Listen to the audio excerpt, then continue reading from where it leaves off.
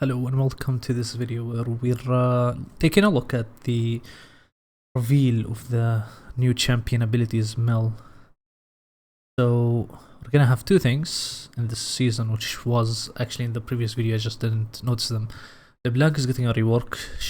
That's why she looks different in the video, the dev update.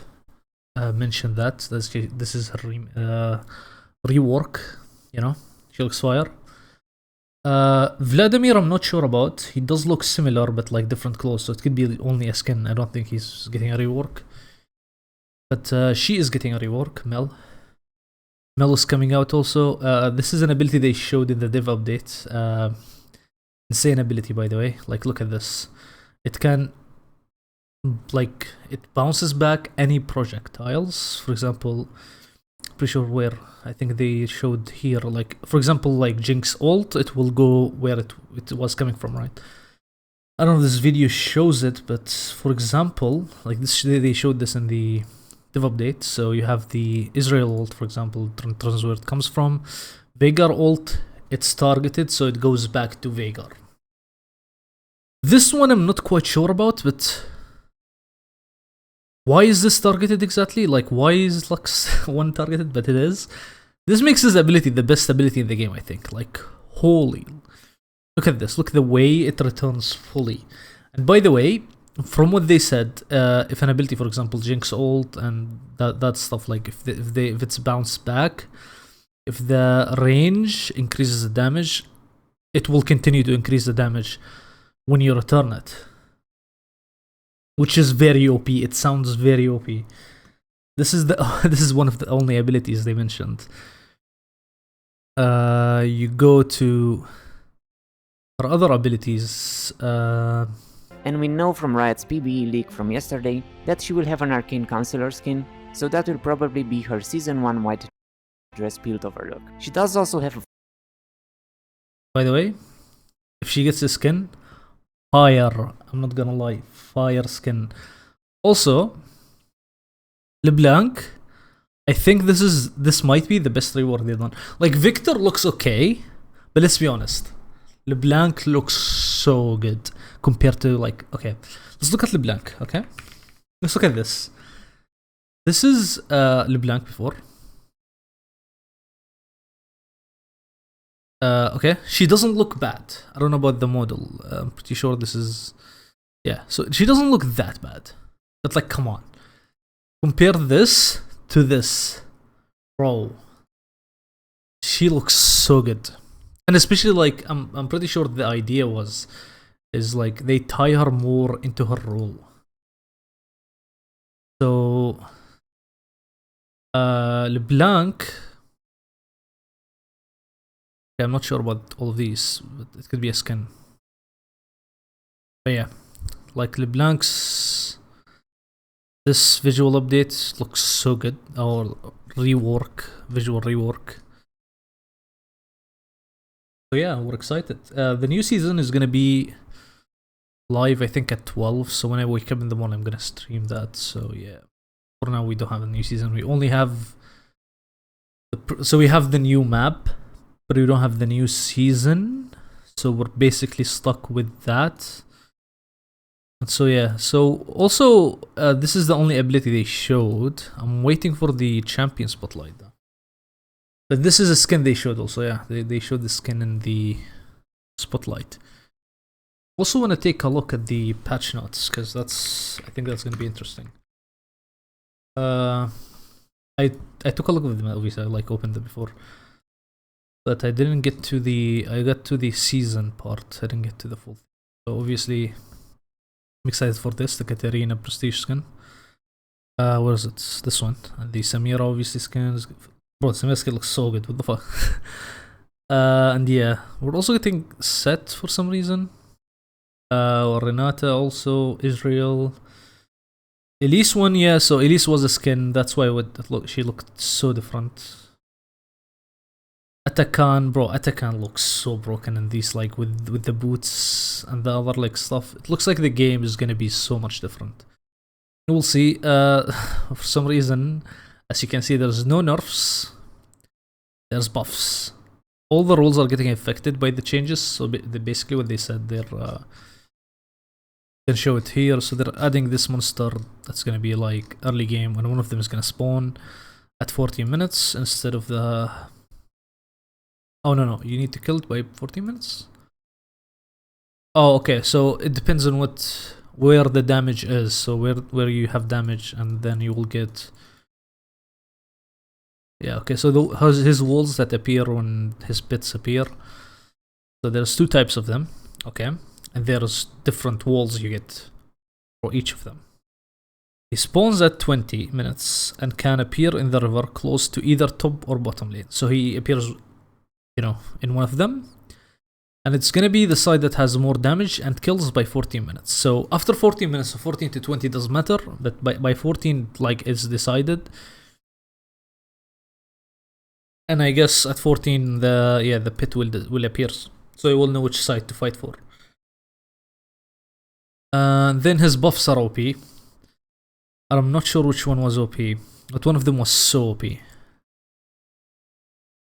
Yeah,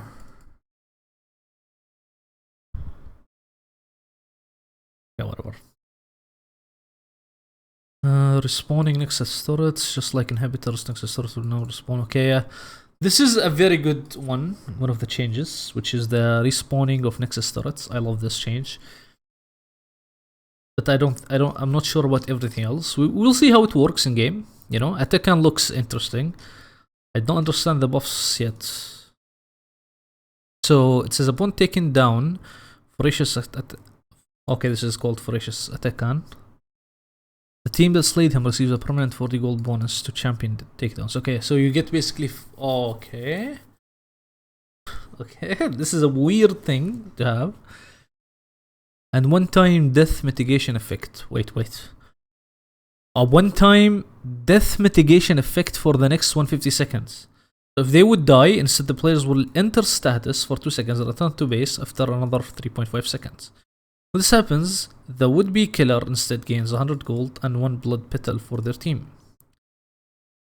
Okay, so what you're saying is they become worth 100 gold per death for 150 seconds. So they can go for like aggressive plays. Bro, this looks awesome. And like, I'm not thinking about this in like normal games, right? I'm thinking about this in pro play. Like, imagine this in pro play. Like, how much is this going to be used? I don't think it's going to be used a lot in the first tournaments, because I'm pretty sure the teams didn't have that much to practice on Atekan. The Korean teams, obviously I don't watch anything but the LCK, so I only can comment on that. But this looks very interesting. This looks very promising for that. The other one, the reunions Atekan. The team that slayed him receives 25% increase to all epic monster rewards for the rest of the game. There's already earned like... Wait, this one sounds OP. Okay, so this is the one that I was thinking about. So you basically, for any dragon, including Soul by the way, it's buffed when you get it. And that's not... And okay, that includes rewards for already prior dragons. So if you have 4 dragons, if you have Soul by 20 minutes, which I don't think you can, because they spawn at 5 minutes. So you have 5 minutes, 10 minutes, 15, 20. So you could, but you can't get Atekan at that time, so it doesn't make sense. You have to fight for one of them. So you have 3, for example. That's very possible. 3. So if you have 3, you get basically bonus for every single one that you had already. That sounds very OP. And you get it for the Soul, and I'm pretty sure it said every epic monster. So that will include the Herald and also Grubs. I don't know if Grubs count as an epic monster, and also can count Baron, by the way. So Baron is gonna be insane. I remember they like pushed back Baron to 24 minutes or 25 minutes, okay?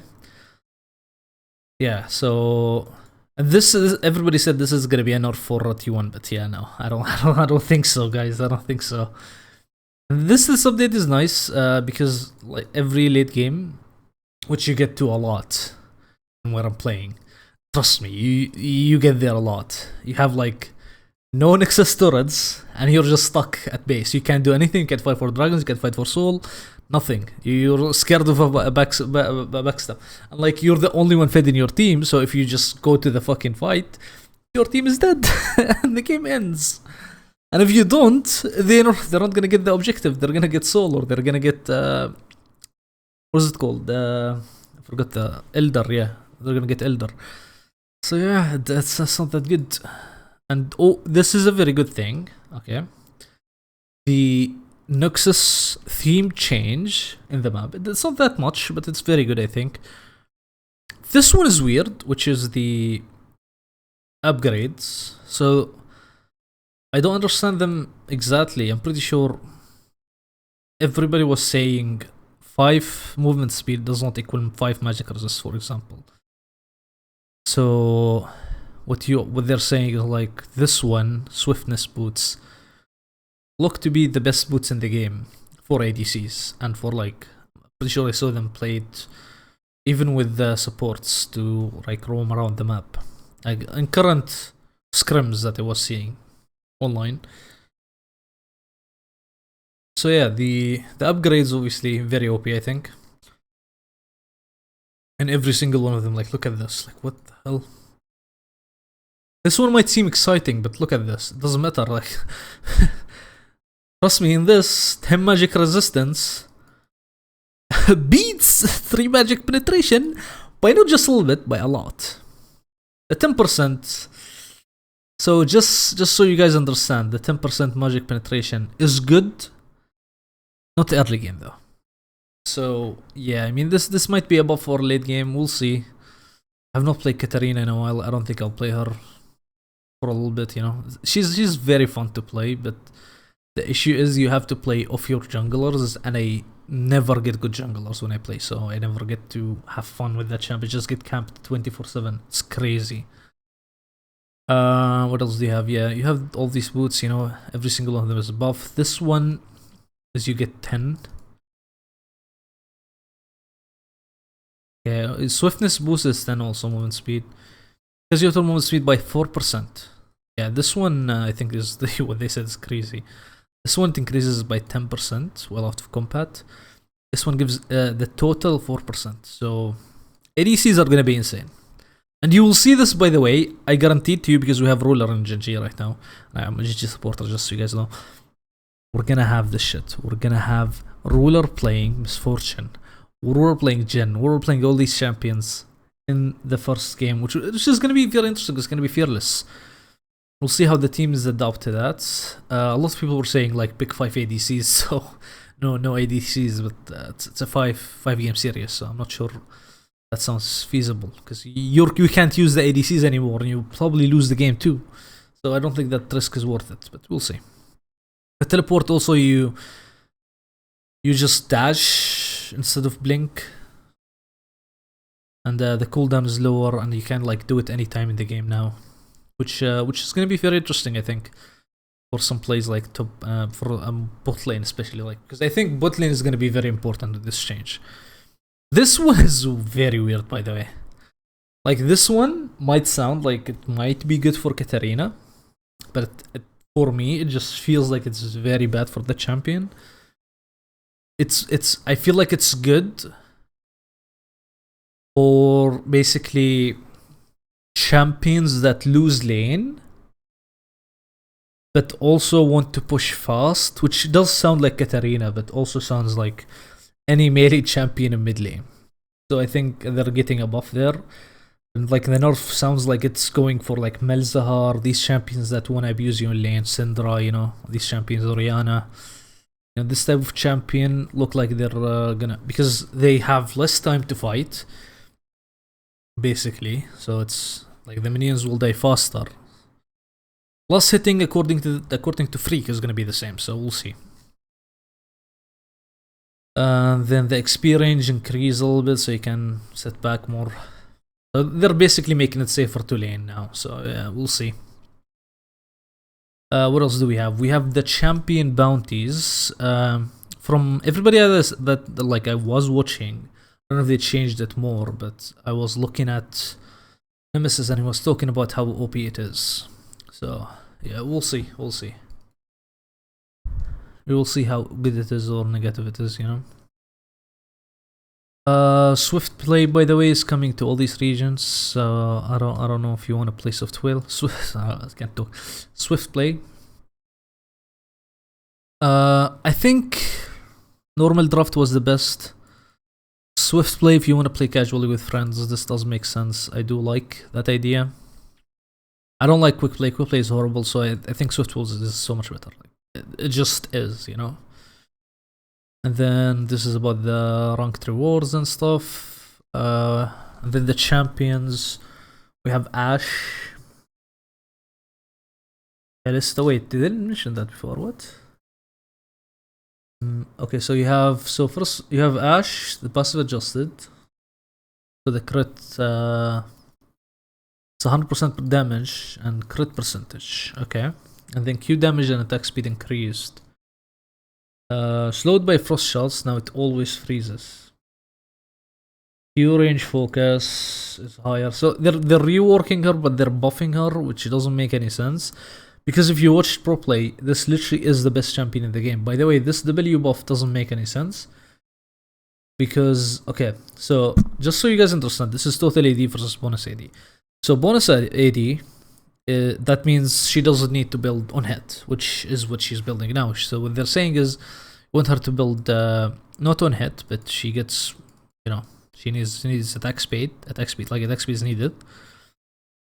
But we want her to do more damage with bonus AD. I don't know, it just doesn't make any sense because so they're reducing the damage percentage, so it's 100%. I think of the damage is like moved, right? So this is the damage is 100% plus crit. I'm so confused by the way. Damage condition slowed by okay. Anyways, what I think it is gonna be champion is gonna have on hit not being the ultimate build, and like I don't know, it doesn't make any sense. On hit champions are very weird, by the way, in League of Legends. Giving Katarina, I play Katarina, doesn't make any sense. Like, why is she on hit? Like pure stats don't really like affect the damage that much. Like for example, if she still, I don't to this day, if you build Conqueror and Shadow Flame versus it should be Shadow Flame. While that will do more damage in like fights where you use a lot of ease, your ult will do way less damage because it doesn't have on hit. Lich Bane has on hit on E or like on basically attacks, so it doesn't have it on the ult. It just means that, you know, use it for that. Use it to do more damage over time, basically. You do more damage over time with your ult while you have Nashers. Which I don't think it's a valid build anymore because they nerfed it so much. Kalista is weird, so are they nerfing or buffing Kalista? So dashes are now more resilient to slows, so she is slower. Or her resilient is better. Mana regeneration increased. Okay, I played so much Kalista. I don't think you guys understand. I played her a lot top. Because I was stuck playing top with my friends, right? So I was like, I'm gonna play Kalista. Her mana regeneration increased. I don't think I had any mana problems playing her ever. Except maybe before the first base. Before I think I had one item. Like I usually don't have a problem. Because like, what are you using your damage for? I don't know. But the cost is increased, so because it's nerfed, so it has to be increased. E damage decreased early. Yeah, this I don't know. Not making Kalista early strong is like for pro play, but also doesn't make any sense for the champion because the champion is very weak late. So like you can't make her strong late because she doesn't do well late. If you play her, like your late game is useless. Twitch, W slow amount increased. Base mana decreased, Q damage increased. Okay, sure. Changes some items. We are this. Okay, so they're nerfing. Okay. Very good. Finally, something good. They're increasing the health though. So confused. Oh, 3 maximum health. Okay. Yeah, they're basically buffing this for some champions. They're nerfing it for some other champions. So yeah, we'll see. Unending Despair. So Unending Despair is getting magic resist and getting less armor. Okay, so this is becoming like Jack Show. Every 4 seconds while combat with champions, deal 3% bonus health. Why? What it? Cassandra is gonna love this item. Bro, this sounds like it's gonna be good in Katarina even. I don't know, we'll see. I think this is a, like Cassandra item though.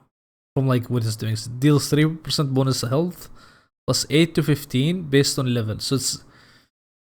So if you go like what's it called? Heartsteel Katarina with this, you do more damage now than before, you know, in ARAMs. Warmog is being shifted to a clearer HP capstone, okay? You don't get bonus health anymore, bonus movement speed I mean. Your health requirement is 2000, okay. Cool. Eyeball collection, wait, I'm interested. What the hell happened to eyeball collection? Oh, they removed eyeball collection. Okay. Wait, let me see. For each champion takedown, gain 4 trinket ability haste. Come on, man. Ability haste? Your ultimate ability damage healing and shielding is increased by 14%. Sniper star for AoE damage and takedowns with an enemy champion refund. Wait. Takedowns with an enemy champion refund 7% of your ultimate ability's current remaining cooldown. I mean, this might seem like this might be good in Katarina. I don't think so. What is 7% to her 15 seconds that she get anyways? I don't think it matters that much. But she probably would go this overall. Because the 9% increase because it's an AoE. This is good. We'll see. Then Aram changes, who cares about Aram? And yeah. Yeah, it's gonna be interesting. The Mel one is gonna be very good, I think. We'll see the spotlight tomorrow. And then hopefully it comes out tomorrow. I don't know if it will. I mean, I will look at the abilities myself tomorrow. And then the Leblanc rework is gonna be nice. Let's go. Riot Games finally doing the right thing. Good job.